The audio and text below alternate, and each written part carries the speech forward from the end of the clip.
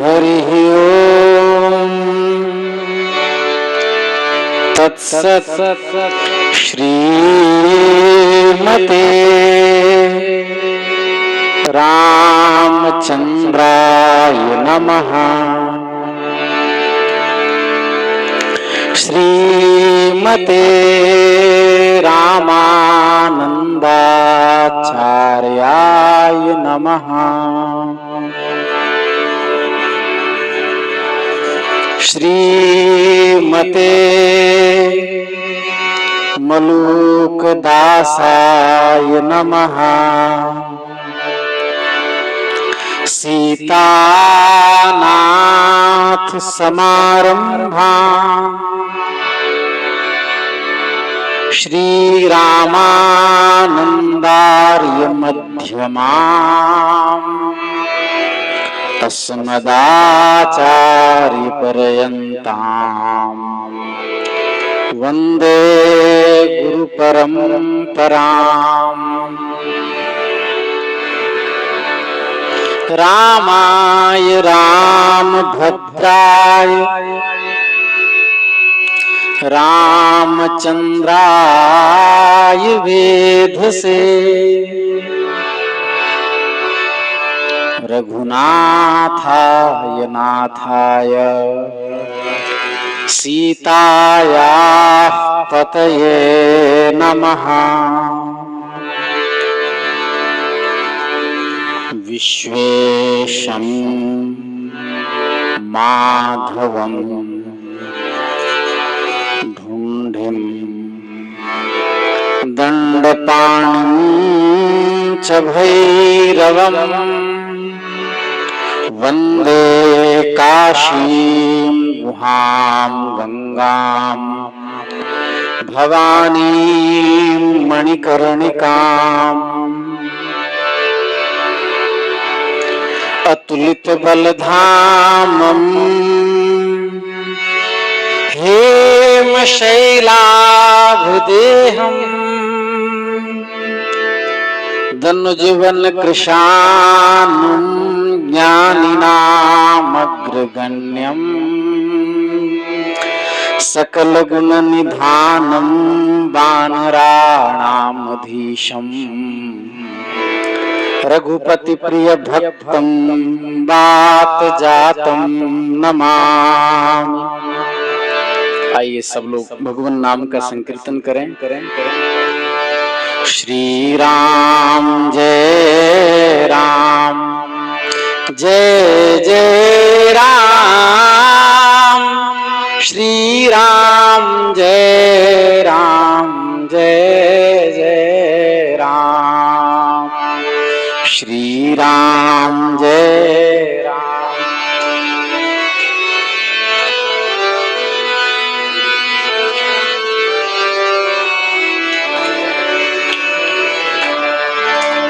श्री राम जय राम जय जय राम।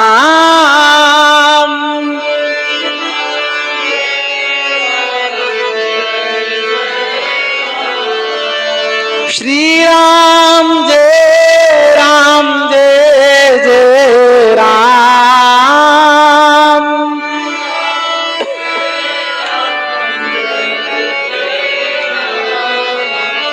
श्री राम जय राम जय जय राम।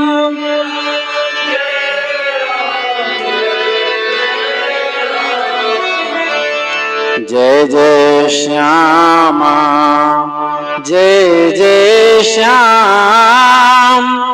जय जय श्री वृंदावन धाम। जय जय श्यामा।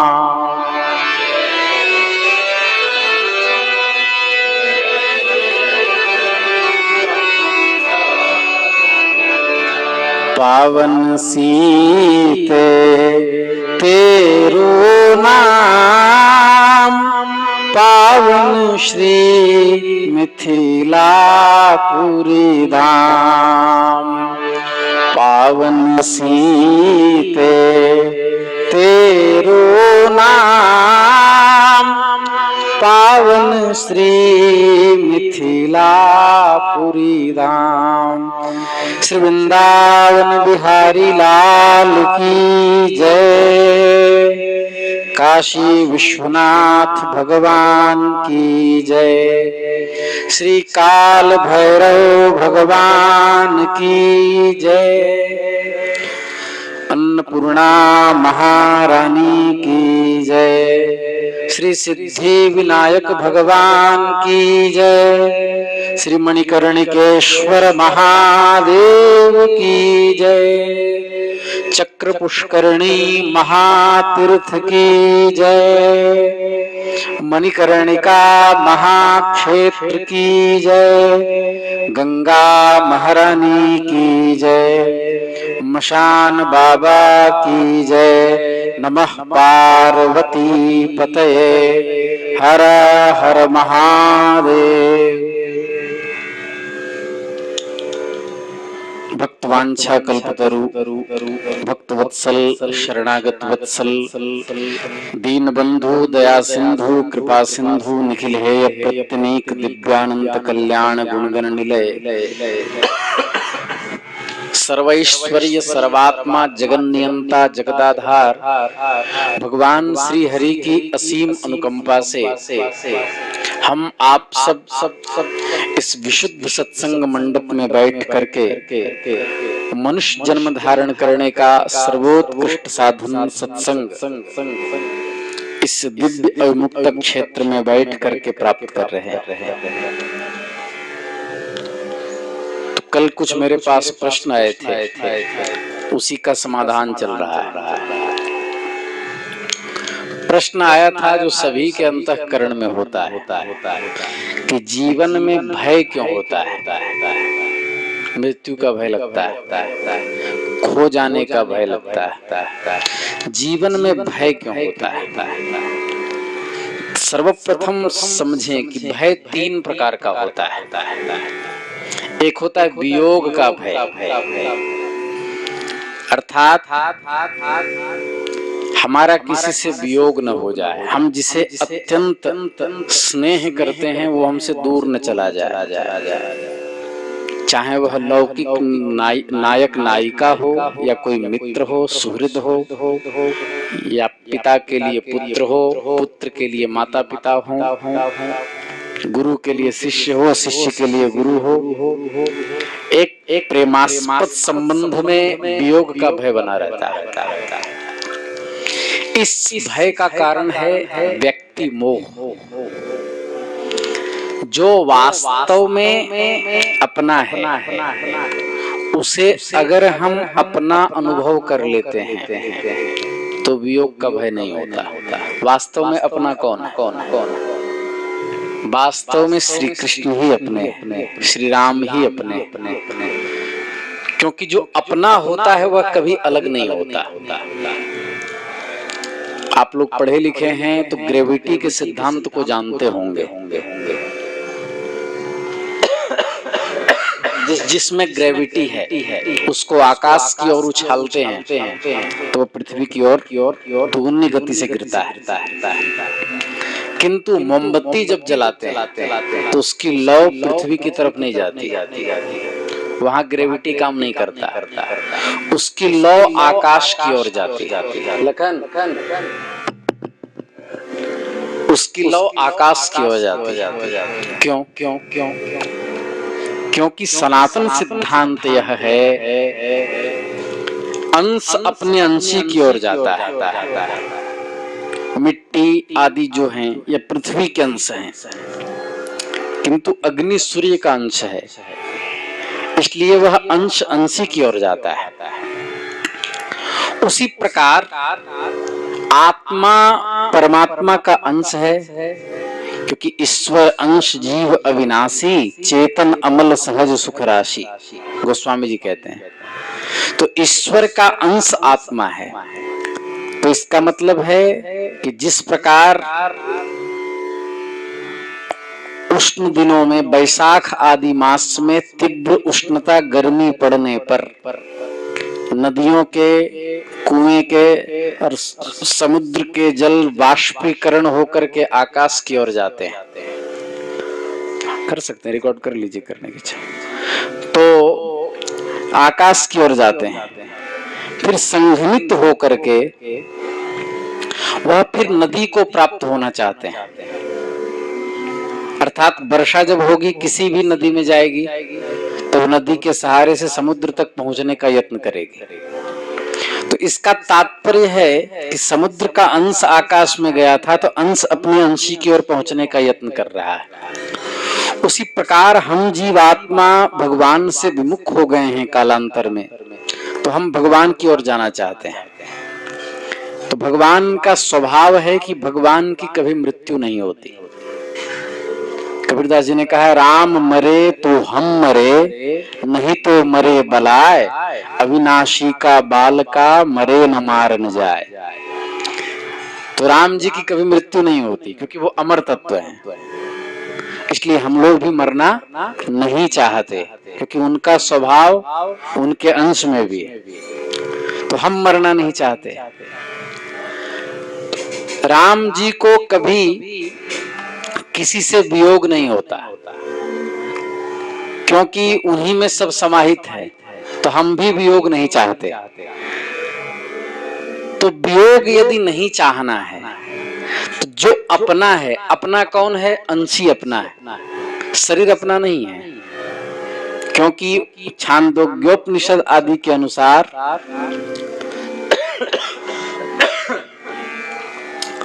जीवात्मा वर्षा के कण का आश्रय लेकर के वृक्ष के मूल में जाकर के फल तक पहुंचता है, उसे पुरुष खाता है तो वीर्य आदि बन करके वह स्त्री के गर्भ में पल करके शरीर की उत्पत्ति होती है।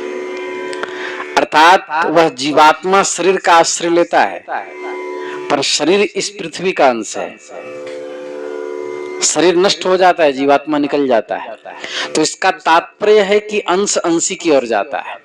तो जो अपना है उसको अपना मान लेने पर फिर कभी वियोग का भय नहीं होता, क्योंकि श्री कृष्ण कभी किसी से दूर नहीं होते।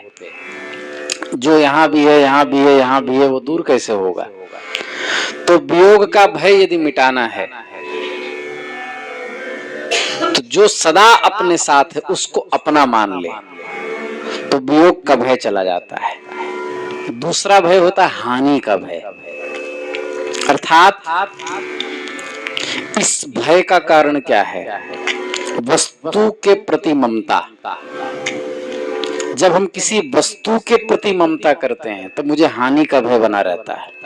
तो इसका मतलब जो अपना नहीं है उसे हम अपना मान लेते हैं। वस्तु हमारा नहीं है क्योंकि वह संसार का पदार्थ है। तो संसार का पदार्थ हमारा नहीं हो सकता क्योंकि यह शरीर भी हमारा नहीं है। हम किसी और लोक के प्राणी हैं, शरीर इस लोक का है। अर्थात जो अपना नहीं है उसको अपना मान लेने के कारण ही हानि का भय होता है। जो अपना है, ध्यान से समझिएगा, जो अपना है उसको अपना मान लेने पर वियोग का भय चला गया, और जो अपना नहीं है वस्तु में ममता का त्याग करने से हानि का भय समाप्त हो जाता है। तो इसके बाद तीसरा आता है अपमान का भय। ये भय बहुत लोगों में होता है, हमारा कोई अपमान न कर दे, हमारा कोई अपमान न कर दे। इसके कारण से हम लोग बहुत जगह जहां उठना बैठना होता है वहां नहीं जाते कि हमारा कहीं अपमान न हो जाए। तो इस भय का कारण क्या है? देहाभिमान। मैं शरीर हूं ऐसा मानने के कारण, देहाभिमान होने के कारण शरीर को बनाए रखना हम पसंद करते हैं। अर्थात जो कभी रहने वाला नहीं है, जो कुछ क्षण का है। श्रीमद् भागवत में कहा, दुर्लभो मानुषो देहो देही नाम क्षण भंगुरः तत्रापि दुर्लभम मन्ये वैकुंठ प्रिय दर्शनम। एक तो मानव शरीर अत्यंत दुर्लभ, और अत्यंत दुर्लभ के साथ क्षणभंगुर भी है। कौन सा शरीर कब किस अवस्था में नष्ट हो जाए ये कोई नहीं जानता। तो दुर्लभ शरीर है और क्षणभंगुर है। अब उसके बाद भी वैकुंठ प्रिय दर्शनम, जिनको वैकुंठ प्रिय हैं ऐसे संत जनों की संगति और दुर्लभ है। तो शरीर को बनाए रखना हम पसंद करते हैं, जो कि क्षणभंगुर है और कब नष्ट हो जाए पता नहीं, तो ये कभी रहने वाला नहीं। इस प्रकार हमें देह से मोह हो गया। देहाभिमान नष्ट हो जाने पर अपमान का भय समाप्त हो जाता है।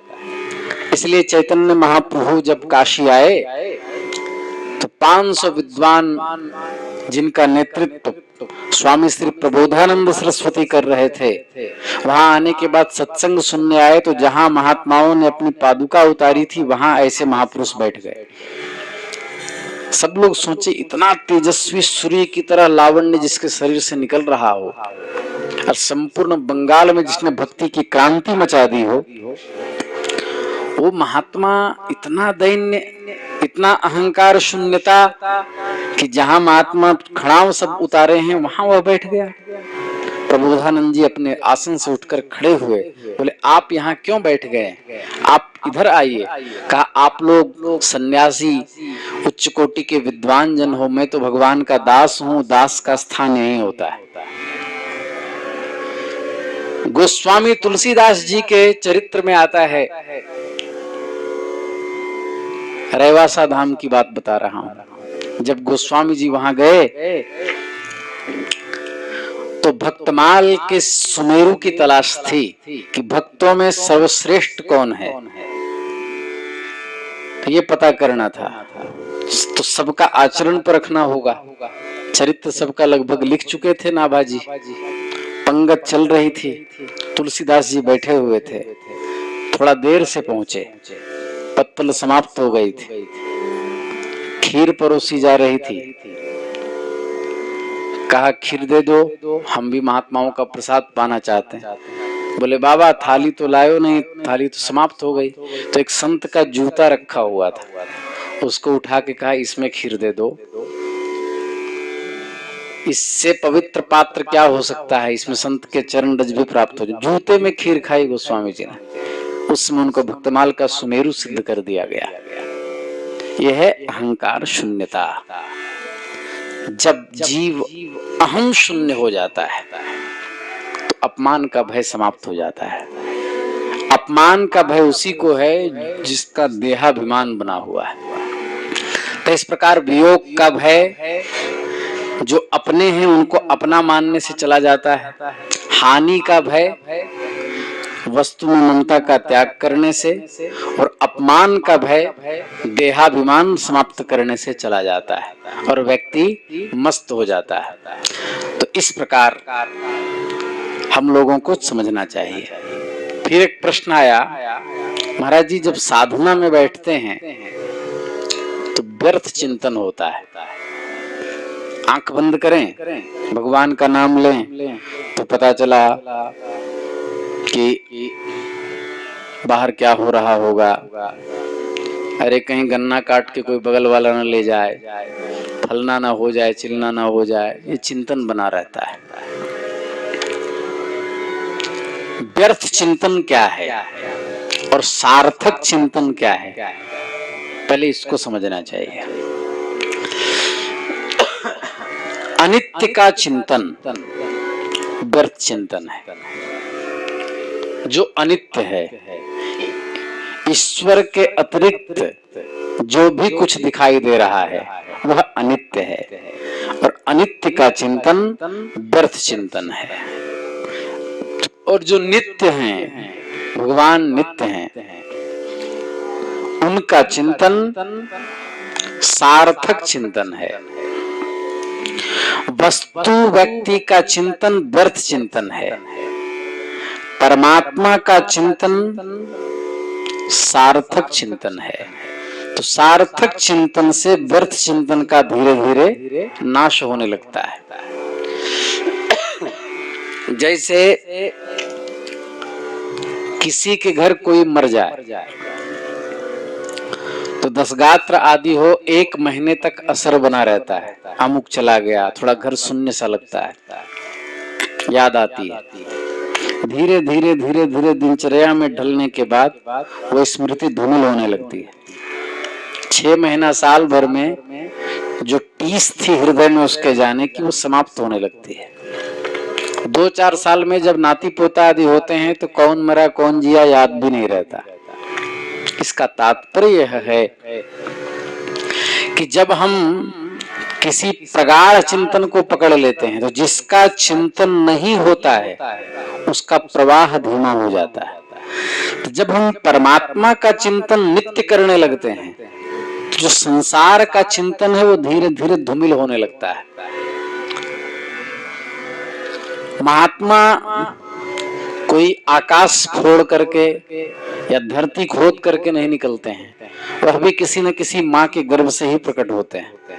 पर वो महात्मा इसलिए हो जाते हैं क्योंकि वह परमात्मा के चिंतन को इतना प्रगाढ़ता से प्रगतिशील करते हैं कि संसार का चिंतन एकदम नाम मात्र धूमिल हो जाता है और उनको महात्मा कहा जाने लगता है।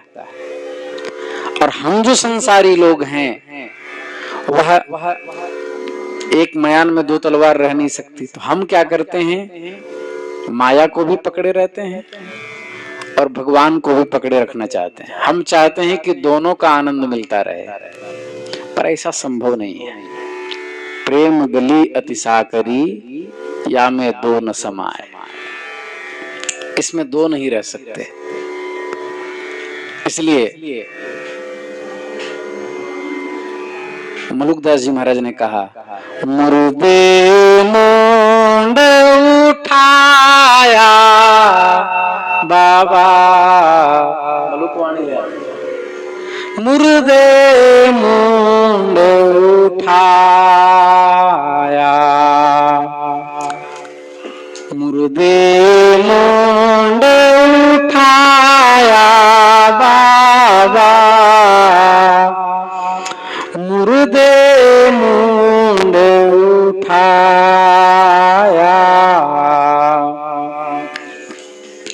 तो इस प्रकार राम राय बिसराया, मुर्दे मुंड उठाया, संसार को माथे पे पकड़ा रहा और परमात्मा का स्मरण नहीं किया। भगवान के लिए न कोई अपना है न कोई पराया है, लेकिन जो उन्हें अपना मानता है भगवान उसे अपना लेते हैं। तो ईश्वर को अपना मान ले। किसी ने प्रश्न किया कि प्रभु की विस्मृति क्यों हो जाती है और वो कैसे मिटे। प्रभु की यदि विस्मृति मिटानी हो, विस्मृति का अर्थ होता है प्रभु को भूल जाना, तो भूल जाना यदि मिटाना हो अर्थात प्रभु को नित्य याद करना हो तो आसक्ति मिटानी होगी। सब ममताओं को त्याग करके प्रभु को अपना मानने से प्रभु प्रेम की प्राप्ति होती है। एकमात्र भगवान को अपना मानना और कुछ नहीं चाहना, यही भक्त के प्रेम का उत्तम साधन है। बहुत तप तथा यज्ञ करने से अंतःकरण का शोधन होता है, पर प्रेम की प्राप्ति नहीं हो पाती, क्योंकि हम तप यज्ञ करते हैं किंतु हम जुड़कर नहीं करते, हम उसमें भी सांसारिक लाभ ढूंढते हैं। हम तीर्थ गए तो क्यों गए, हमें पुण्य मिलेगा। हम परमात्मा प्राप्ति की ओर अग्रसर नहीं होते, हम उसमें भी पुण्य और पाप में डूबे रहते हैं। हमारा कुछ पाप नष्ट हो जाए, कुछ पुण्य हो जाए, थोड़ा बॉस जो है सो बैलेंस बढ़ा दे, थोड़ा बोनस बढ़ जाए, घर खुशहाल रहने लगे, हम इन्हीं, जिस प्रकार समुद्र से कोई एक लोटा जल मांगे, उसी प्रकार हम विशाल परमात्मा से उस क्षणिक सुख को मांगते हैं, जो कि वो सर्वसमर्थ है, वो कुछ भी दे सकते हैं। तो बहुत तप और यज्ञ करने से अंतःकरण की शुद्धि आवश्यक है परमात्मा प्राप्ति में, लेकिन प्रभु प्रेम प्राप्त होता है अनन्य भाव से, भगवान को अपना मानने से। तप तो हिरण्यकश्यप ने भी किया था, लेकिन उसके तप का लक्ष्य क्या था? कि सृष्टि में मैं पूजनीय हो जाऊं। रावण ने भी बहुत तप किए, किंतु उनको प्रेम की प्राप्ति नहीं हुई, भगवान के प्रेम की प्राप्ति नहीं हुई। 1,000 यज्ञ करके इंद्र बनकर स्वर्ग का राज्य लोग पा लेते हैं, किंतु उन्हें भी प्रेम की प्राप्ति नहीं होती। प्रेम की प्राप्ति का मुख्य साधन है परमात्मा से आत्मीयता का होना, भगवान से आत्मीयता का होना। और आत्मीयता होती है अन्य सभी ममताओं के त्याग से। धन भी मेरा है, प्रभु भी मेरे हैं, ये दोनों बात एक साथ नहीं हो सकती। अपना मान लेने पर प्रीति का प्रादुर्भाव हो जाता है। इसलिए स्वयं ठाकुर जी कह रहे हैं, मलुकदास जी वाणी में लिख रहे हैं, इस पद को गाकर हम वाणी को विराम देंगे। इसी में सारी शिक्षा मलुकदास जी ने दे दी है।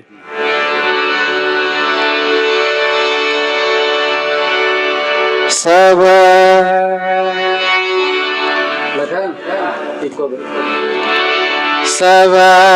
सबहीन के हम सबे हमारे, बोलिए सबहीन के हम सबे हमारे, जीव जंतु मोहि लागे प्यारे, जीव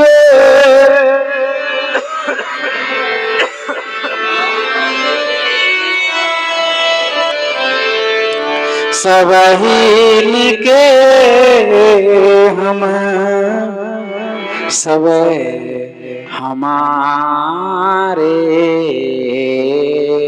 सबहीन के सबे हमारे। भगवान कह रहे हैं, तीनों लोक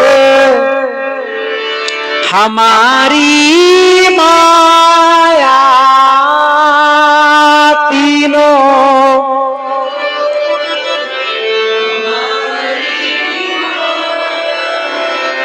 अंत कतहों से कोई न लाया, अंत कतहों से कोई न। और कह रहे हैं 36 प्रकार की हवा, 36 पवन हमारी जात, 36 पवन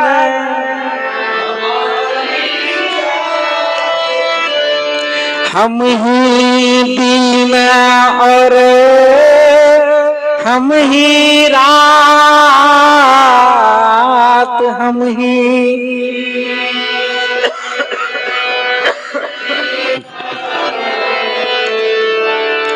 हम ही तरवर कीट पतंगा, हम ही तरवर कीट पतंग। ठाकुर जी कह रहे हैं, हम ही दुर्गा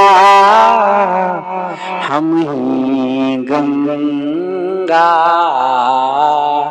हम ही दुर्गा,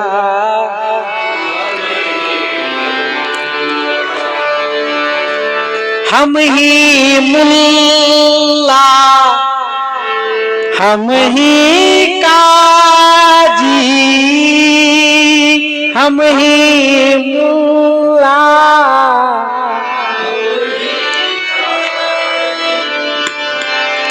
तीरथ बरत हमारी बाजी, तीरथ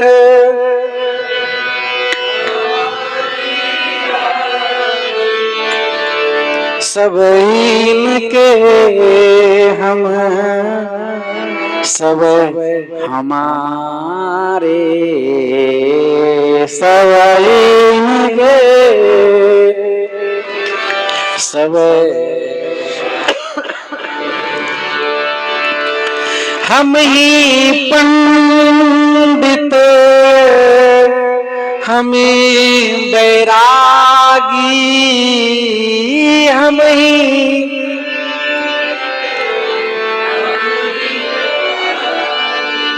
हम ही सूम, हम ही त्यागी,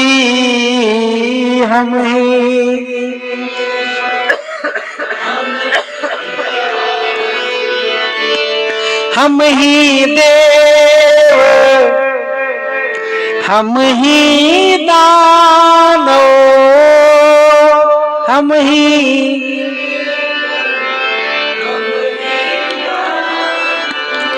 भावे जाको जैसा मानो, भावे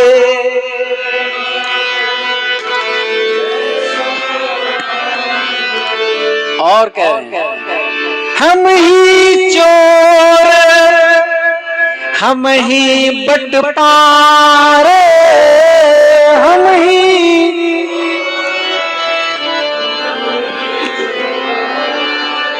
हम ही ऊंचे चढ़ी करे पुकार, हम ही, ये है सनातन, करे पुकार। हमारे यहाँ कोई भेदभाव नहीं, परमात्मा सब कुछ है। हम ही महावत, हम ही हाथी, हम ही महावत,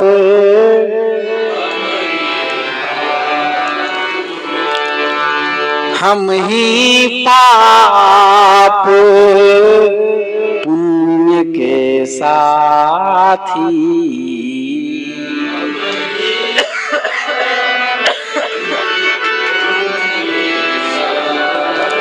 जगत गुरु यति चक्र चूड़ामणि श्री रामानुजाचार्य भगवान ने जब रात्रि में जगन्नाथ भगवान की सेवा कर रहे थे तो पीठ में छाले पड़े थे। पूछा ये क्या है? बोले तुमने किया है। बोले कैसे? कहा तुमने जब यहाँ धर्म का प्रचार किया आचार्यवर आपने तो अधर्म पर आघात हुआ और अधर्म हमारी पीठ है, इसलिए पीठ हमारी छल्ली हो गई। हम ही पाप पुण्य के साथी,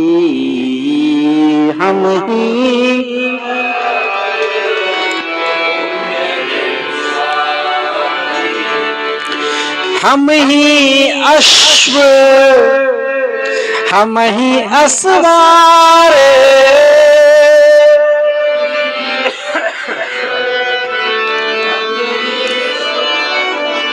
हम ही दास, हम ही सरदार, हम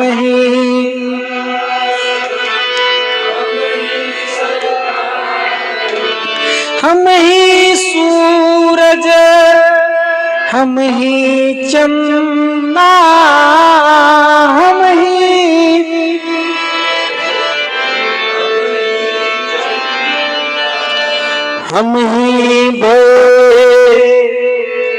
नंद के नंदा हम ही,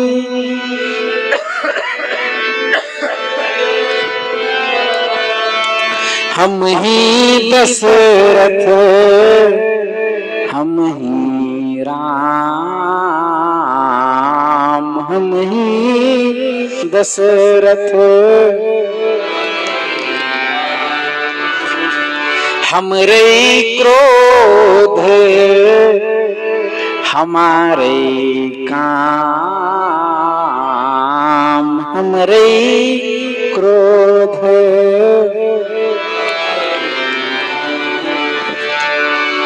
हम ही रावण हम ही कंस,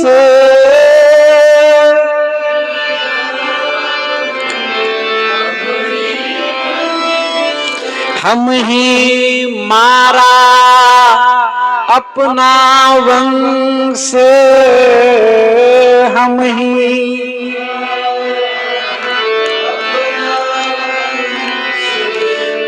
ही जियावे हम ही मारे, हम ही जियावे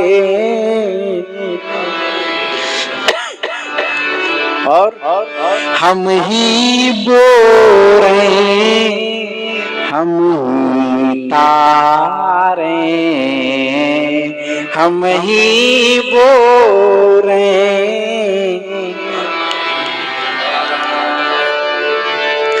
सबहीन के हम सब हमारे, सबहीन के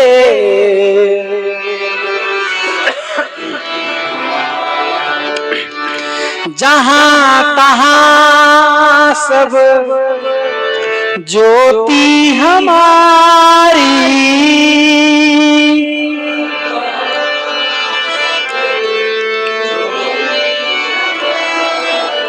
हम ही पुरुष हम ही है नारी, हम ही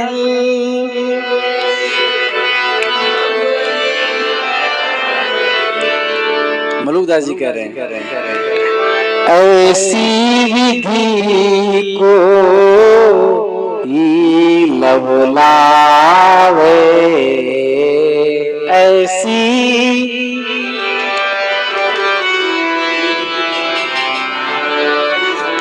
सोई अविगत से टहल करावे,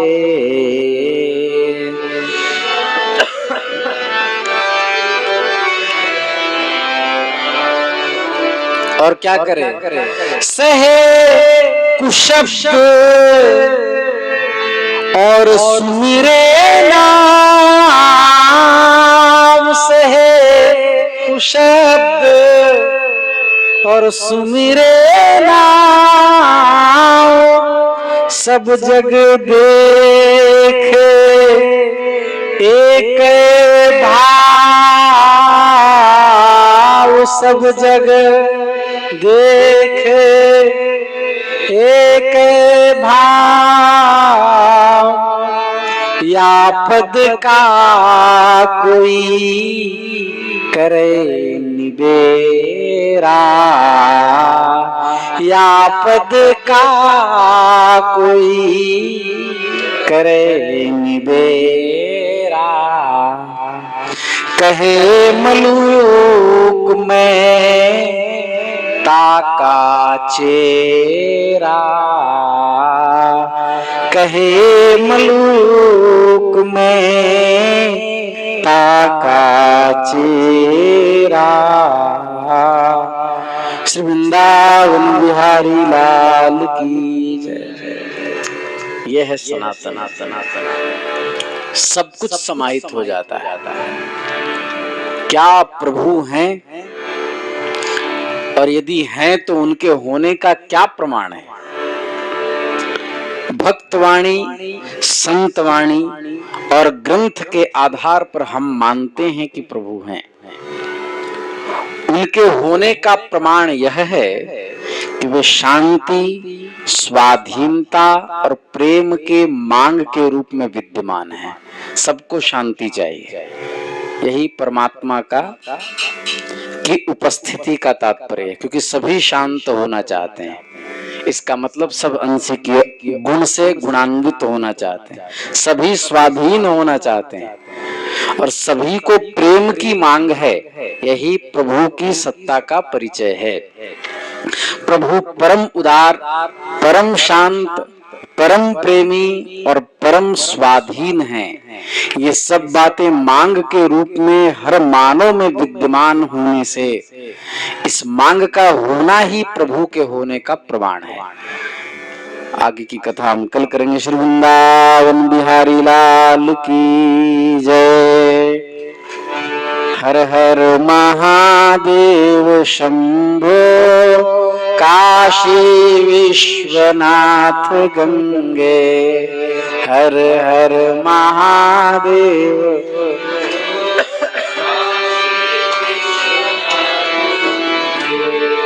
बाबा संतों के संगे, बाबा भक्तों के संगे, बाबा संतों के, बाबा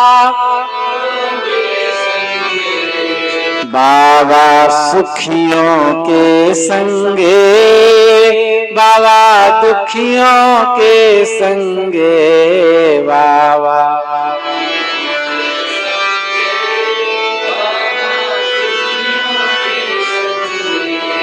हर हर महादेव शंभो काशी विश्वनाथ गंगे। हर हर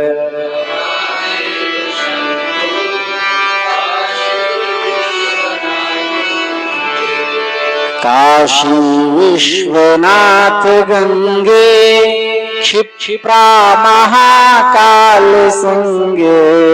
काशी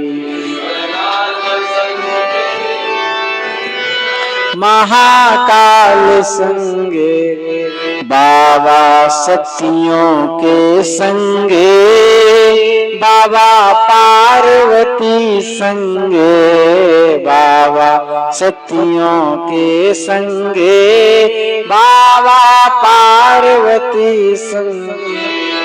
हर हर महादेव शंभो काशी विश्वनाथ गंगे। हर हर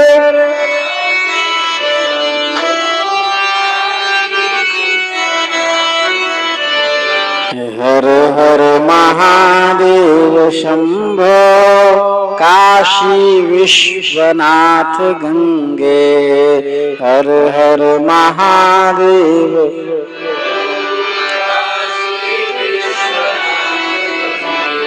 नमः पार्वती पतये। हर हर महादेव। जगत गुरु यति चक्र चूड़ामणि श्री रामानंदाचार्य भगवान की जय। जगत गुरु श्री स्वामी मलूकदास जी महाराज की जय। योगी राज परम तपस्वी सिद्ध सम्राट श्री पहाड़ी बाबा सरकार की जय। भक्तमाल भाष्यकार सिद्ध संत श्री भक्तमाली जी महाराज की जय। श्री सद्गुरुदेव भगवान की जय। नमः पार्वती पतये। हर हर महादेव।